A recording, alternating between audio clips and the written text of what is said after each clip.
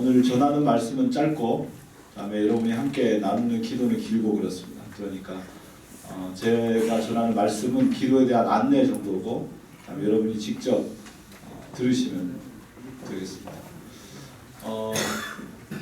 우리가 성경에서 가장 많이 들었던 설교 중에 하나가 아마 시편 23편과 시편 1편이 아닐까 싶은데 여러분도 어느 정도 동의가 되시나요? 네. 그런데 이 말씀이 여러분 안에 얼마나 깊숙이 다가오는지는 잘 모르겠습니다. 여러분은 이 시편 1편에 있는 복에 아멘 이렇게 말하실 수 있습니까? 정말입니까? 만약 이 시편 1편에 아멘이라고 말한다는 것은 너무나 엄청난 일이 되겠습니다. 왜냐하면 오늘 시편 1편에 복 있는 사람은 악인의 꾀를 쫓지 않고 죄인의 길에 서지 않고 오만한 자의 자리에 앉지 않는다고 말하고 있기 때문에 그렇습니다. 오만한 자리에 앉았다, 죄인의 길에 섰다, 악인의 꾀에 빠진다.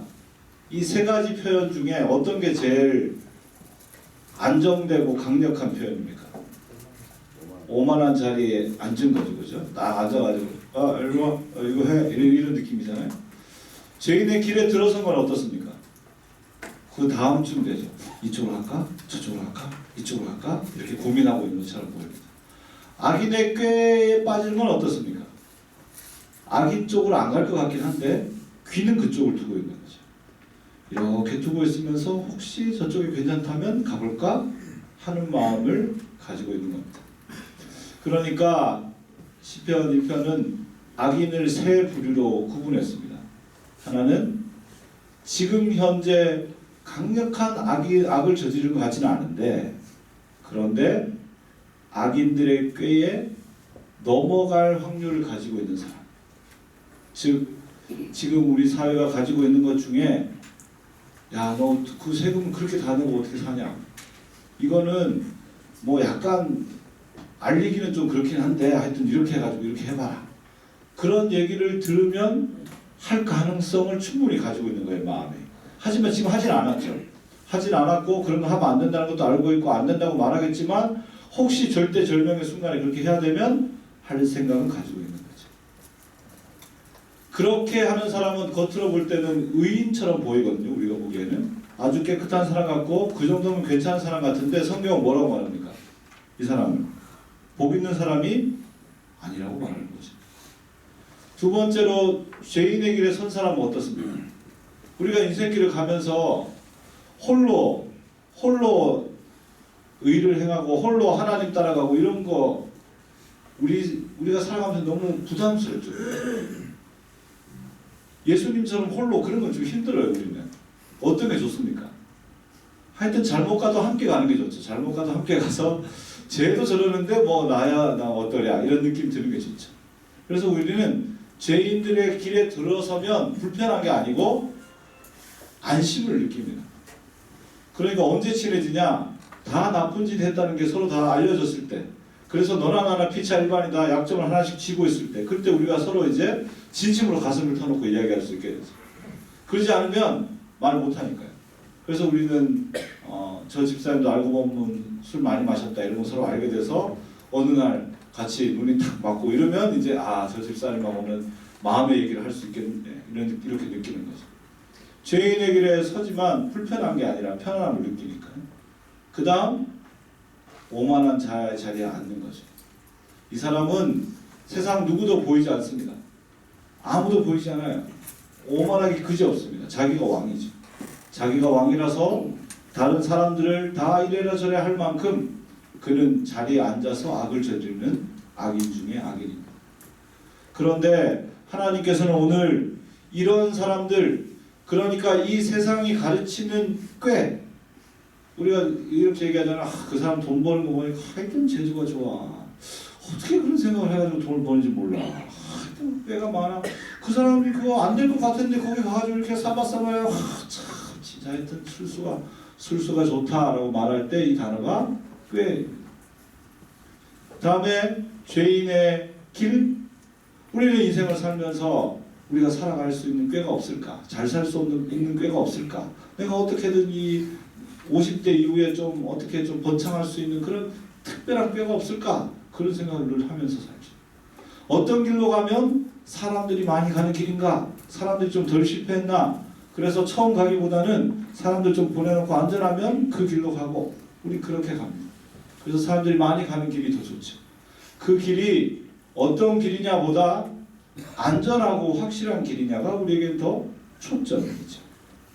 그리고 마지막으로 우리는 앉아서 사람들을 부리는 것을 늘 꿈꿉니다.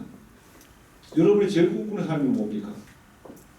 가만히 앉아서 앉은 자리에 이 건물에서 돈이 막 쏟아져 들어오면서 사람들을 이래라 저래라고 하면 꼼짝 못하고 내가 시킨 대로 하는 거, 그게 우리가 다 꿈꾸는 거예요.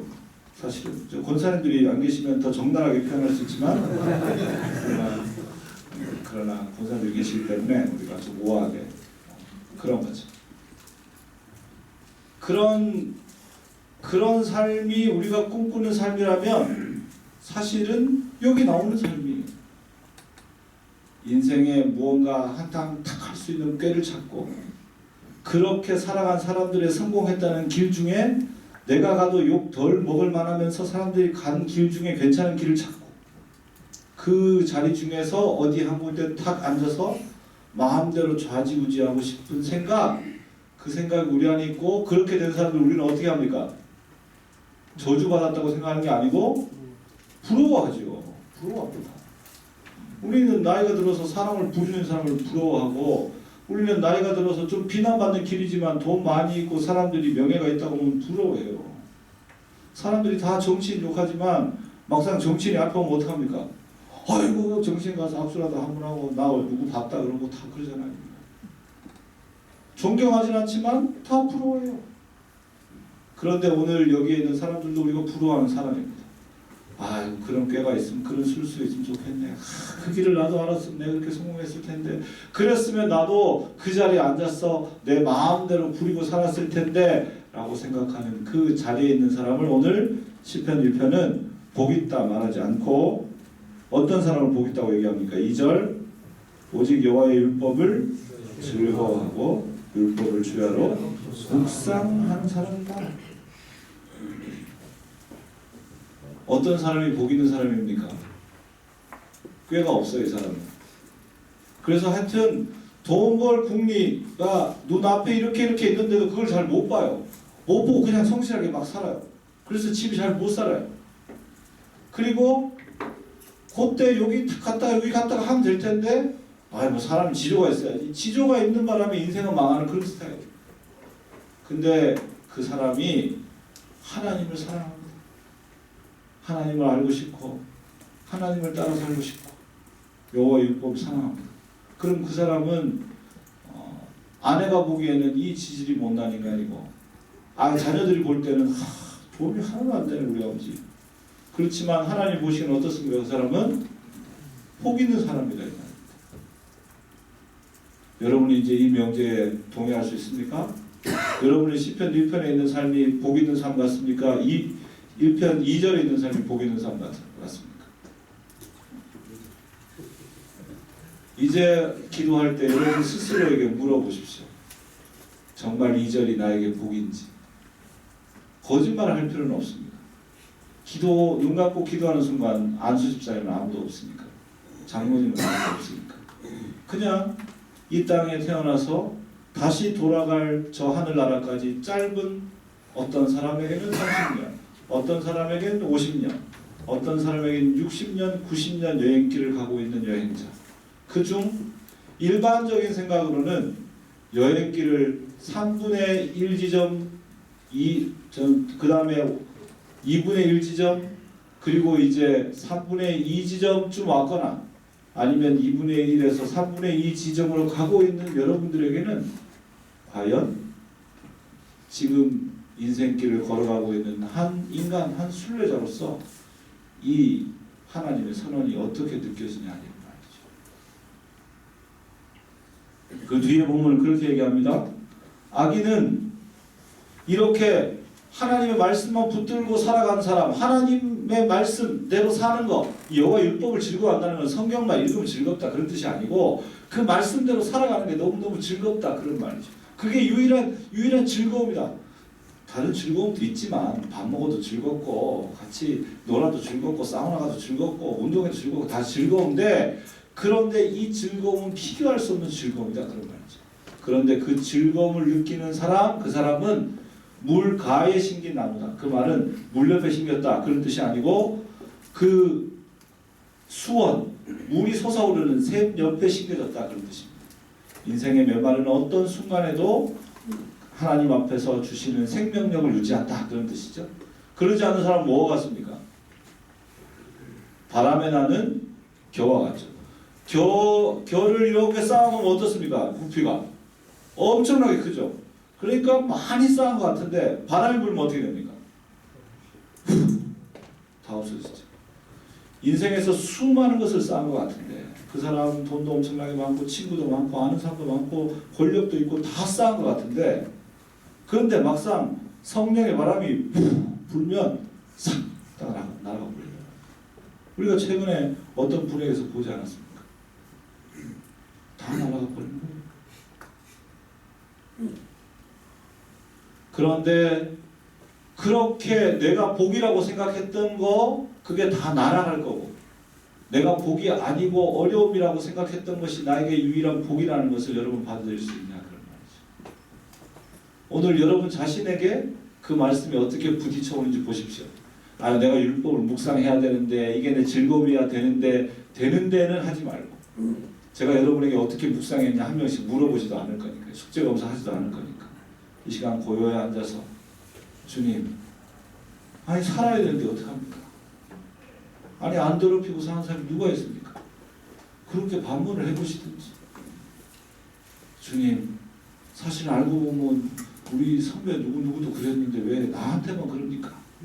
그렇게 항의를 해보시든지 아니면 주님, 나는 딴 거 할 땐 즐겁던데 밤에 몰래 소주 한잔하고 이럴 땐 즐겁던데 난 주일에 교회 예배만 드리면 요즘 하나도 안 즐겁고 졸리기만 하고 그렇게 주님께 얘기를 해보시든지 여러분 있는 그대로의 진실한 마음을 이 본문을 읽는 동안 느껴지는 대로 주님께 이야기하십시오.